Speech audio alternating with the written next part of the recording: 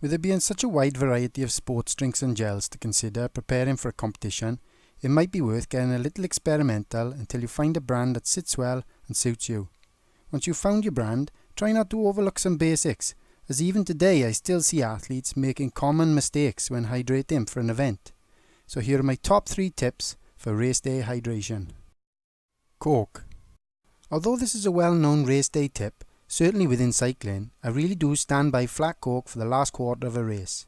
Personally, I find that if I'm drinking energy drink before the race, then drinking energy drink during the race, Coke is a real pleasure on the taste buds, but still contains just enough sugars for that late surge. If I've endured a race where I've gone way beyond the call of duty, to the point my vision is starting to go, it becomes all too easy to start making silly mistakes and losing places.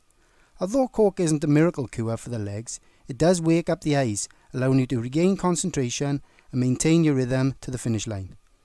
I try not to use Pepsi either, because even if you give Pepsi a good shake, for me it never really feels flat and it just holds the bubbles, which ends up feeling like you're drinking a bottle full of gas. Although, if you want Coke to have the best effect, certainly for a target race, lay off the caffeine a few weeks leading into the race, then it'll give you a really good kick. Overhydrating. It is all too easy to get dehydrated during competition, however the sheer number of athletes that think they need to be peeing every 5 minutes before the race is quite shocking. If you overhydrate, it simply thins the blood, and all the goodness and the electrolytes you had just fed into the body leading into the event simply gets flushed out as opposed to being absorbed. This may then lead to early fatigue and most likely cramping, even before the race is complete.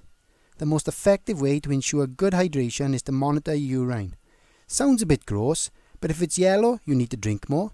If it's running pale or clear, but without the feeling that you have to pee every 5 minutes, then it's pretty much ideal for a good day's racing.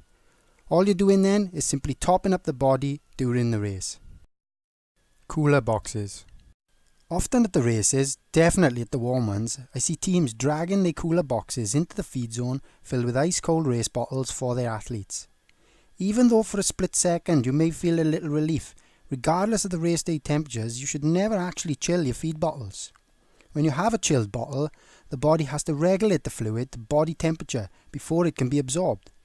In doing so, you're using excess energy and ends up slowing down digestion and hydration. So even if it's an extremely warm race, the negative effects are only amplified as it just ends up being larger margins of regulation. So if it's a really hot race, then chilled water splashed over the body and over the legs for a little relief is no problem, but definitely not for consumption.